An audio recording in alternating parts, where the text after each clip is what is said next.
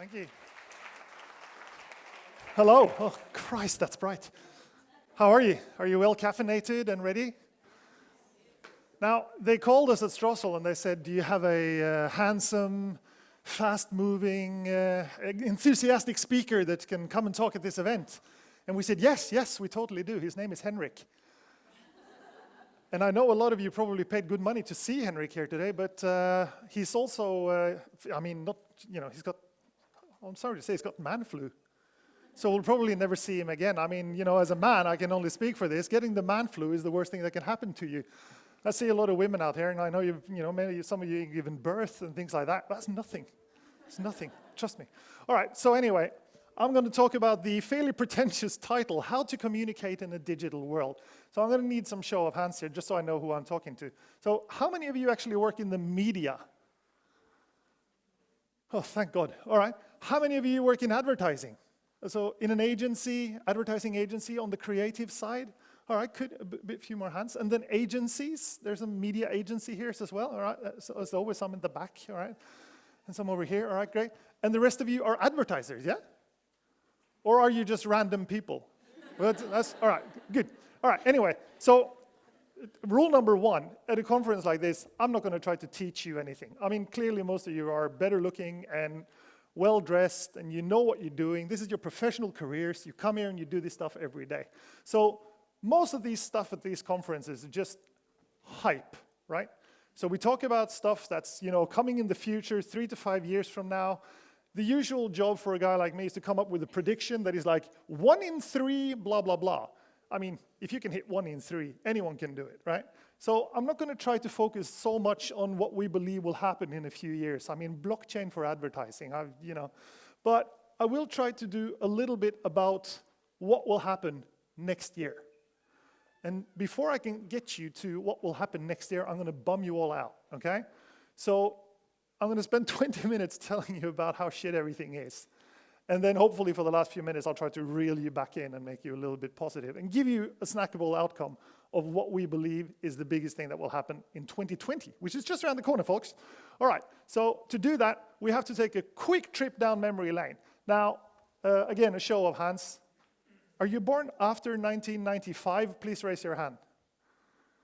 Right, okay. So this is especially for you people. In the old days, we had mass media, right? Okay, now most of those people are dead, so you don't have to worry about them. But in the old days, when we had mass media, we also had mass products and mass consumers, okay? So we are now in the phase of what people like me like to call the third plateau of marketing, okay? So we've moved from this stage where we were just selling the same crap to everyone through the same channels. Everyone was watching 1 or 2 channels. It was really easy. And then come the 80s, roughly. So the 80s, we got this democratization, which is a horrible word, of media. All of a sudden, everyone could be a media channel. And everyone, was, especially with, like Generation X's like myself, sort of ironic. We were into our niches. So, no, I don't watch this because it's too mainstream. I only want to watch this small thing, right? So thank God someone invented the internet, because then everyone could be a media company, couldn't they?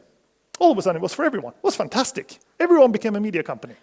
We had literally thousands and thousands of media companies. It was booming. Everyone was making a ton of money, but we started promoting brands instead. We realized that we can't sell the same crap to everyone, so we have to give something brand equity and brand value. But then something horrible happened. This whole internet thing, I apologize for the language, by the way, people, but it just fucked it for everyone. It basically just left a handful of guys in California with a bunch of money, and we realized that, oh, crap, we can't just talk about our brands anymore. We actually have to prove that what we provide as marketers has some kind of value to consumers. And this is that third plateau that I'm talking about. We've moved into this phase where we can't just sell people shit anymore. We actually have to show how it has value in their lives. And we're living in what we call the post-advertising world. Advertising, when you think about it, it's just the way poor, stupid people get their media today. The rest of us, everyone in this room, we're beyond that. We've upgraded, we've got the ad blocker installed, We pay for Netflix. We don't have to see a TV ad anymore. We've moved that beyond that stage, right? So how does that work when we're living in a post-advertising world? We as marketeers, we came up with this great idea. We said, let's just really be really naughty. Let's just track everything that everyone does online, and we'll call it data, and then we'll give it back to people as ads. Now, if you walked into a shop, and that person that meets you in the shop comes in, hello, Rickard, how are you today? You're looking great. I tell you what, I know exactly where you bought those shoes. I know exactly what kind of car you drive. I know how old you are, and I know where you live, and therefore I will sell you these jeans. I would punch that person in the face. We all would. I mean, that person would be reported to the police. But somehow online, we've given ourselves the idea that this is okay. But it's not. It has to stop. And in fact, if we don't stop it, consumers will stop it for us. The correlation between the aggressive use of data in advertising is what is driving ad blocking, okay? So the few people that aren't too stupid, too old, or too poor to see advertising are just blocking it the old-fashioned way. I told you I was going to bum you out. All right, so that's the old, stupid, poor people. What about the next generation? What about the hope for the future? We are literally right now raising a generation of people who read their news like this. This motion is the most important way of digesting the news. We scroll, we flick, okay? Everyone in here does it. God forbid someone has to see a TV ad like that right away. So we are raising a generation of media consumers that are only loyal to one thing, and that is switching. Now, are there any parents in here? Right. Do you know who these people are? I have a 12-year-old daughter. Okay? All she does is watch this stuff. It's TikTok. And I can tell you, objectively, this is shit. I dare anyone in here to download the TikTok app and not go bananas. Okay? It is horrible. It is crap. But this is what the kids are watching today. TikTok is right now the world's most downloaded app, okay? So this is where your children are right now. They're on TikTok, Instagram, Snapchat, and YouTube. And that's all they're doing. And they're doing more of it. They're doing more of it than ever before. They're spending all their time on their mobile, but what's more importantly is they're also now spending their money on TikTok. I bet some of you are thinking, hang on a minute, that stuff is free, isn't it? They're just scrolling through these idiots doing stupid dances. Yes, they are. But they are also now buying themselves TikTok tokens to show their appreciation for their TikTok stars. This is their revenue increase in the last 12 months. Now think about that for a second. 12-year-old girls, like my Agnes, are spending her money on a fictitious token that she's giving to horrible people who do nothing of value. Now put yourself in my shoes. I've been in the media industry since 1999. This is the biggest kick in the nuts that anyone has given to white men like myself who think we know how media works. Media companies are struggling like hell, okay? That's not news to everyone. Those few media people are in here, you all know this, the cutbacks, the setbacks, everything that's happening. And if we could just go back in time and tell that white middle-aged dude, circa 2008, that, you know, it's a midlife crisis, mate. Put down the beer, go to the gym, or you will be superseded by someone younger and fitter than yourself. We probably would have changed, but we didn't change fast enough. We thought it was going to be great. We thought there was going to be cake for everyone. There is, except this is the cake that we're quarreling about right now. So all the other cake has gone to California, and the rest of us are left holding the crumples that are left. So what do? I mean, what does any man going through a midlife crisis who has been superseded by a younger and better looking version, he starts complaining, starts blaming the others. I mean, Rupert Murdoch saying that Facebook and Google are bad, well, he would say that, wouldn't he? But what has the media industry been doing since the launch of these platforms in 2007? We've been throwing ourselves at them. We have done nothing but collaborate. Instant articles, Facebook groups, using these sites to attract traffic to our own properties has done nothing but promote those platforms that we are now blaming for everything that's bad. Well, like all good midlife crisis people, we'd tried everything that would look new and cool at the time. How many of you recognize yourselves in this? Let's make video. We just saw it up here now. BBC, etc., 85% video. Raise your hand if you've ever been happy to see a pop-up pre-roll video commercial. Exactly. No one has ever gone, yay, an ad, before the stuff they actually wanted to see. The second, and probably this is the one that really, really hurts, was when we said, let's let the users make the news. What a great idea. Let's put more cat videos in this shit. That was a terrible idea.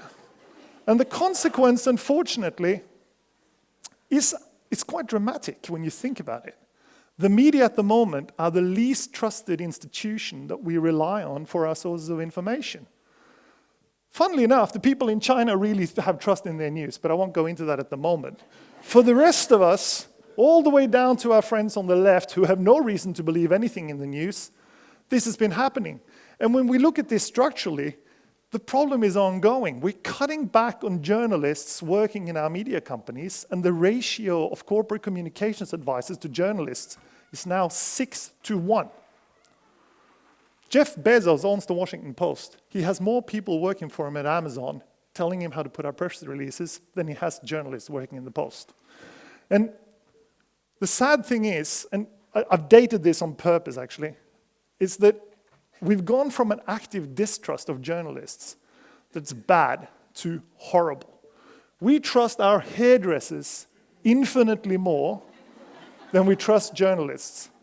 But like I said, I've dated this on purpose because there is some good news in this. I said I was going to bum you out, but there is some good news in this, and that is we actually see a bounce back now in journalism. And I think we can blame our friend on the right here. If you look at this, we hit a nadir in 2015. In 2015, we had so much more trust in platforms than we do in journalism, and then Donald Trump was elected. I think, thank God, the majority of people that went, that was wrong. Helped here by the friends at Cambridge Analytica, we're actually now seeing that journalism is coming back a little bit into the fray, but that's not really helping, because let's talk about the commercial side of it. Since 2011, we have injected more and more and more companies into the ecosystem that we all rely on for our living, okay? Now, you could argue that there is a tremendous amount of innovation in this space, but I would argue that there's not. I would say that we are living in an age of non-innovation at the moment because these companies tend not to innovate on what is happening except in small incremental doses. They copy each other and they look a lot alike. And the reason for that is if you launch a company today and it somehow is perceived to compete with either Facebook, Google, Amazon, or Apple, you will not get funded. There are no startups today in Sweden, Norway, Denmark, or any companies that we work in that says, well, I'm actually going to kill Facebook. I mean, that's the worst pitch ever, isn't it? You either get bought by Facebook or you get killed by Facebook. So what we have is we have all these companies coming into the advertising space trying to improve on the advertising effect. But what in reality is happening is it's enforcing the downward spiral for the media companies that we've seen. So the truth is that out of your advertising dollars, only a very little percentage reaches the media companies that they're there to promote. You've probably all seen this one before, but the consequence of this dramatic situation is that we now have a distrust between the people in this room. The advertisers don't trust their media agencies, the media agencies and the media don't trust each other, and no one trusts the media, right? So, how do we move away from this? How do we move away from this situation that is now a reality? Because they should distrust each other. Digital ad fraud is now a bigger impact on the global economy than Somali pirates. I can remind you, we sent some warships to the Somali pirates. But the actions that we take on digital ad fraud are next to none. Now, admittingly, I'm going to stop bumming you out now. I told you this was going to be horrible, wasn't it? All right, so let's try to look into the future. Let's try to see what's going to happen next? Knowing what we know about the horrible state of media companies, the distrust in journalism, and the lack of faith that we have in advertising, I promise you, it's going to be great. Trust me. All right, first of all, there's 3 things that I want you to take out of this. Is this thing working now? It's speaking away? Right, here we go. Ads that are simply there to obstruct the reader experience will not work. However, ads that offer something of value to their readers will be read and engaged with. And even bigger than that, ads that actually mean something create engagement. Okay? I'll show you an example. Do you guys know who this is? Colin Kaepernick, right? He bended the knee during the national anthem to protest against the treatment of blacks by American police. Do you remember how that went? The NFA kicked him out. Donald Trump raged on him on Twitter, and he lost everything. That's when Nike signed him. Within 4 days, they'd increased their online sales by 31%. This is Nike. They didn't go from 0, okay? So the simple act of taking a stand for a big corporation like Nike does have an impact on the revenue side. Ads that are simply there to be read for some inane reason that is hard to explain, stop making them. The world does not need another pancake recipe, okay? If you're in content marketing, or if you're in advertising right now thinking, I have this great idea for a blog article, just Google it first. There's probably 1 million of them out there already, and they will not drive engagement. And they will not drive engagement with the consumers that you really want to cater to. And we might be thinking about these people as kids, but here's the second thing I want you to know. These kids are growing. These kids are growing up. I've been doing this for a few years, and normally when I ask the question, is there anyone here born after 1995? There never is. But they are now. They're increasing in numbers. They're multiplying. I tell you what, they are the biggest cohort this planet has ever seen. They are not threatened by famine, war, or death. Well, I won't bum you out that much. But there's a lot of them. And they are coming. They're coming into the workspace. And the funny thing about this generation is that they are significantly different from the generation before them, the Generation Ys, the millennials. The Generation Zs that are coming today, they have deep found cares. I mean, come on, Sweden has bred the greatest one, haven't you? Is she back yet, by the way, or is she still on that boat? This generation will not sit down and accept an ad that just tells you to buy something. This generation will expect that ad to mean something, to have a deeper context, and to really appeal to something that they truly believe in and they can identify with.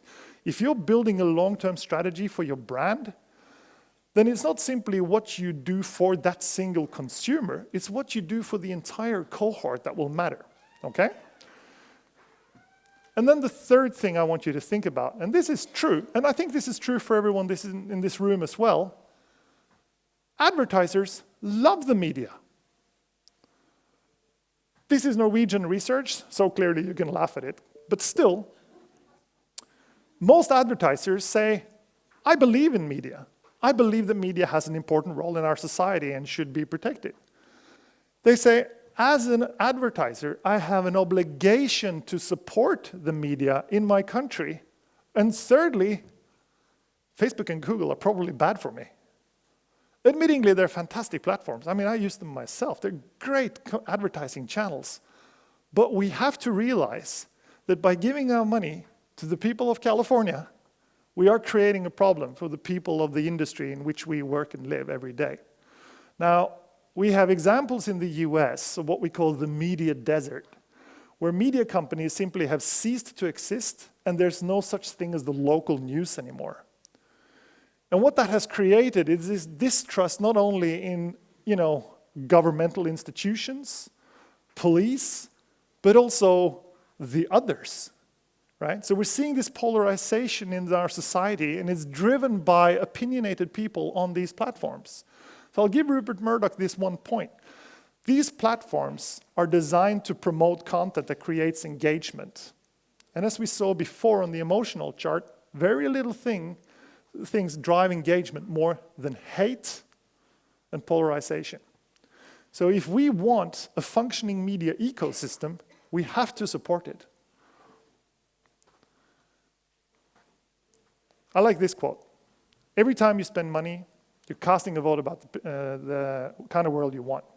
And there's an initiative out there now called the Real News Initiative. I think you should look into it. It's a UK-based organization, if I'm not completely mistaken.